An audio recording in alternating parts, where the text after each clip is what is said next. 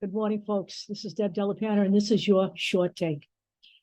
So this morning, we're going to talk about the prosecution of Donald Trump, okay, on the J6 insurrection charges, whatever they may be. We now know he is the target of a criminal investigation. He has been given a warning by the Department of Justice.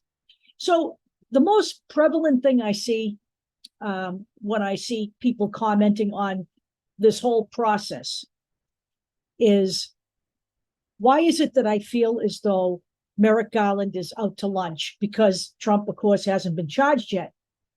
And you know what? I just want to say this. Armchair pundits, like writers like Kyle Carlson and even Robert Reich, they make their opinions known out there, and that's all they are, is opinions, okay? And as my uncle used to say, opinions are like assholes. Everybody's got one and nobody needs two. They are opinions. They are not sitting in the case. They are not privy to any information that you and I don't have. They are just spouting like the rest of us, okay? They're not legal minds either, all right? But the reason the people are saying that Merrick Garland's out to lunch is because what the people actually want is for the government to prevent Donald Trump from running. You know, it's easier to have someone else take care of your problems than for you to take care of them. But the fact of the matter is, there is nothing on the books that can prevent Donald Trump from running for public office, even if he is convicted. There is nothing on the books that prevents him from running the country from jail, because there are no laws on the books, and that is not Merrick Garland's fault or anyone else's fault. Now, do I think that that should change? I absolutely do. I absolutely do.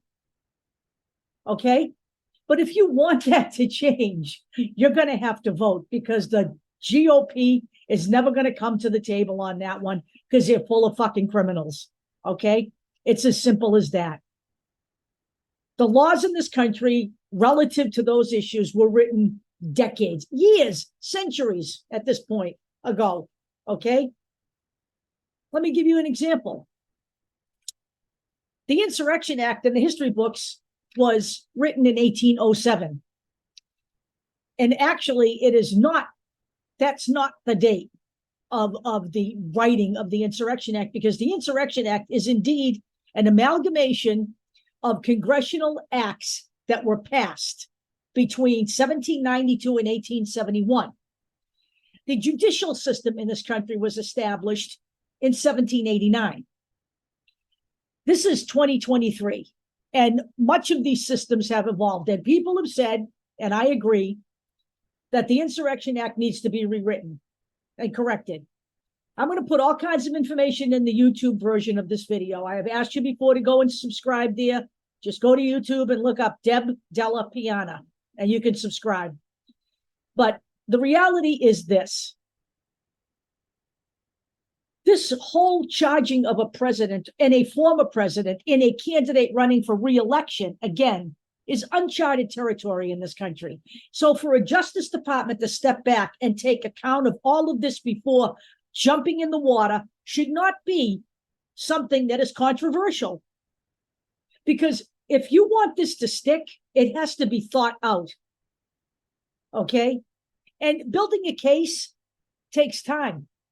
Because in order for these things to stick, you have to show conspiracy, and you have to tie together those other people who were involved in this conspiracy, and you have to prove that Donald Trump was the ringleader. Donald Trump is a career criminal. He knows how to get around these things.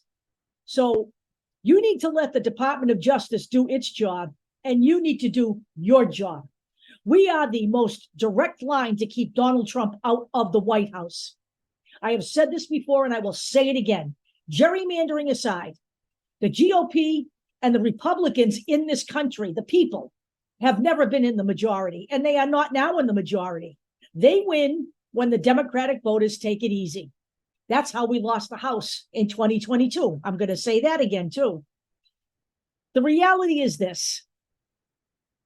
Donald Trump is already facing charges on the documents case. He is going to be charged on the insurrection. We don't know what those specific charges are. There is some information that was revealed. I will put the article in here so you can see. Will he be charged under the Insurrection Act? He could be. The Insurrection Act, by the way, has been invoked. And I'm going to read this to you. So I didn't want to write this down. I'm too lazy. So I'm going to read this to you. If I can find the damn article. Okay. The Insurrection Act has been invoked numerous times throughout American history for a variety of purposes. Presidents George Washington and John Adams used it in response to early rebellions against federal authority. Abraham Lincoln used it at the start of the Civil War. Ulysses S. Grant used it to crush the first incarnation of the Ku Klux Klan in the 1870s. Okay? Presidents Eisenhower, Kennedy, and Johnson all invoked the Insurrection Act during the Civil Rights Movement to enforce federal court orders desegregating schools and other institutions in the South. So that it has been used. Usually, it is used to go over or to supersede the Posse Comitatus Act, which prevents federal government from using military resources during a crisis. So what Donald Trump did not do was call out the military to protect the Capitol and to protect the senators trying to certify a legal and fair election. He did not call out the military for that, and he should have, but he didn't want to because he wanted that whole thing to happen, and we know that. So will he be charged under the Insurrection Act? We're going to have to wait and see. But all of these cases have faced delays for various reasons, and most of the reasons are that, frankly, the legal system has evolved, and Donald Trump also knows how to use the legal system to stall. He's asking now the judge in the documents case to hold off on the trial until after the election because he's too busy. Imagine say a black man who is under indictment asking the same favor from a judge at any time because he's too busy to be tried because he's got to feed his family. Picture that. Okay? They all know how to use the system. Donald Trump stonewalled the National Archives for months, years to give those documents back.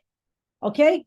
It has now been revealed recently that he has Israeli artifacts that were loaned to the White House for display that he has now held on to for years at Mar-a-Lago. He's a criminal, okay? He knows what he's doing. Now he's going to probably face some kind of charges there as well. We don't know, but we'll see what happens. My point is this. Fani Willis in Georgia started talking about indictments in January. It is now June. And why has that happened? Because Fani Willis has started giving immunity to the fake electors in her state. Because the latest report out there is she has now got a sprawling RICO case against Donald Trump. And as she said, she rarely loses once she goes to court. These are all things that evolve over time, and not you, me, any of the writers that are talking about how long this has taken understand the law. This isn't Law and Order SVU where things are resolved in an hour. There are statutes that have to be met. For example, let me read you something else here so you understand. In Georgia, in